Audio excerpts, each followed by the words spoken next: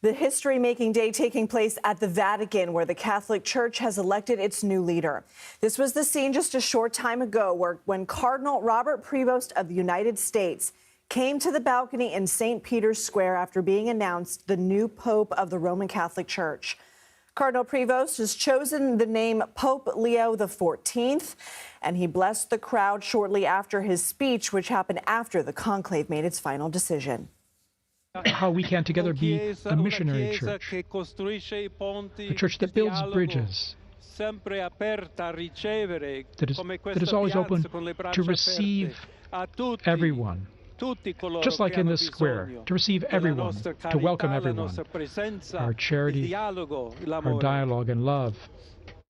Pope Leo XIV is the first American-born pope to ever be elected. The 69-year-old was born in Chicago before doing his missionary work in Peru. He went on to be elevated to a cardinal by Pope Francis in 2023. And it took just 4 rounds of voting over the course of 2 days to see this: the white smoke billowing out of the Sistine Chapel, announcing the selection of the 267th pontiff.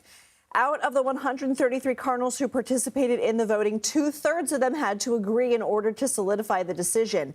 Tens of thousands of people have rushed to St. Peter's Square to witness the spectacle and celebrate the moment. We have team coverage of the new Pope. Michael Sean Winters is a columnist for The Catholic Reporter. CBS News papal contributor Candida Moss is here with me in Studio 57. Michael, we're going to start with you there in Rome. I just want to get your reaction and your level of surprise to the choice for the new Pope. I actually wasn't that surprised. I thought Cardinal Prevost was a strong candidate from the beginning. Some of the American cardinals thought that holding a U.S. passport was an insuperable difficulty, but my sources in the Latin American church and in the Spanish church and here in Rome said it just didn't matter to them. They thought he had the gifts, he has the commitment to the vision and the path forward that Pope Francis has charted, and he will continue that vision of a church that, as he said in his talk, is a missionary church and that is especially conscious of the poor and that is committed to this process of synodality, where it's not just the hierarchs who make the decisions. We consult with women and lay people and everyone before we make decisions. You said your sources are saying he has the gifts. What are those gifts? He's, first of all, as a religious order priest, he belongs to the Augustinian order. And so they take a vow of poverty, and that's considered a gift, that it brings freedom. And in a, consumer capitalist culture, that's such a countercultural message. But I think it will really resonate with people. I think he also is known as a great manager. He gets the work done. He's been the prefect for the Congregation of Bishops, which helps the Pope decide all the bishops throughout the world. And he's been very effective of that. For instance, as soon as he took over 2 years ago, he had to deal with that very delicate situation in Texas, where there was a very difficult bishop who was consistently, denigrating the Pope and was mismanaging his diocese. And he recommended to the Pope to remove him. And that took some delicate negotiations. And this decision, as I mentioned, was carried out in 4 rounds of voting, one faster than Pope Francis's vote. What does that tell you? I don't know that we know that yet. I think it could have been on the 5th ballot, but it does show that the Cardinal Parolin candidacy that everyone was talking about was much weaker, and that, again, the other cardinals looked at Cardinal Prevost and said, this is someone we can see in the center chair, dressed in white. This is someone who we can get behind and let lead us. What are the next few hours and days like for the newly elected Pope? So traditionally tonight, he will keep the cardinals in conclave.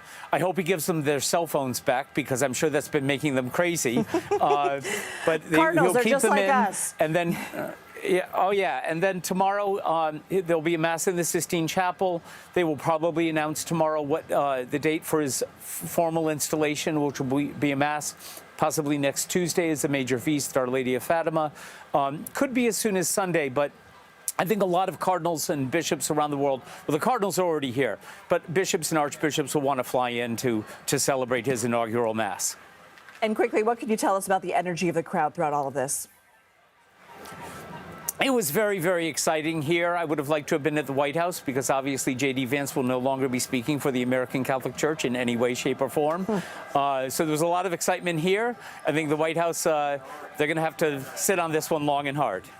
Michael Sean Winters. That alludes to another conversation we'll have on a different day. Thank you so much. We appreciate you. Great. I want to now turn to CBS News papal contributor Candida Moss. She is also an Edward Cadbury Professor of Theology at the University of Birmingham in the UK. Why don't you build on what Michael was saying and what we know about Cardinal Prevost, now Pope Leo XIV, and the significance of the name he chose?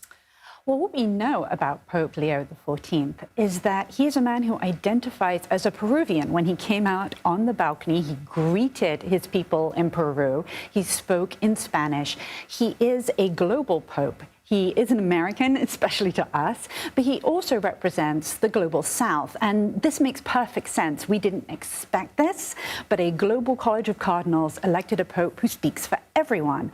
In terms of his name, this is very interesting. So the name Leo harkens back to Pope Leo the Great, who's known for two things. One is he was a great intellectual, and our new pope has a doctorate in canon law. And Pope Leo, the original Pope Leo, he wrote a hugely important theological document clarifying church teaching. And he's known for standing up to Attila the Hun and dissuading him from attacking Rome. What does this mean for our new Pope? Well, it might mean that he too is going to stand up to oppressive political forces in the world. And it might suggest that he intends to clarify church teachings. He is certainly going into the papacy in a very delicate time globally and obviously with our domestic politics as well. How do you feel like he aligns with the legacy that Pope Francis leaves? This is the question of the moment, right? So he, like Pope Francis, he embraced poverty and humility. He's part of an order that takes a vow of poverty, and he's spoken about the importance of service. He's certainly going to continue Francis's interest in synodality. He is going to care about the poor and missionary activity to the entire world. Where things are less clear is on issues like LGBT Catholics, on divorced and remarried Catholics, because he seems much more traditional on those matters. And that's how he emerges as really a very middle-of-the-road candidate for Pope. More of a centrist. All right, so we're looking at some of the images that took place moments ago of the Pope making his debut on that balcony. How important are those moments and that first speech? What kind of tone does it set for a papacy? It's very important. It's our first encounter with him. The name's very important. It was important that he spoke in Italian as the new Bishop of Rome. I think it is significant that he spoke in Spanish to the people of South America, that he identified not as an American, but as a Peruvian, as a man of the whole world. And many of the themes he spoke about resonated with Francis's message, and you could hear the strong missionary tone of his papacy. Well, Candida, we are going to be talking with you throughout the afternoon and evening. We appreciate all of your expertise. Thank you.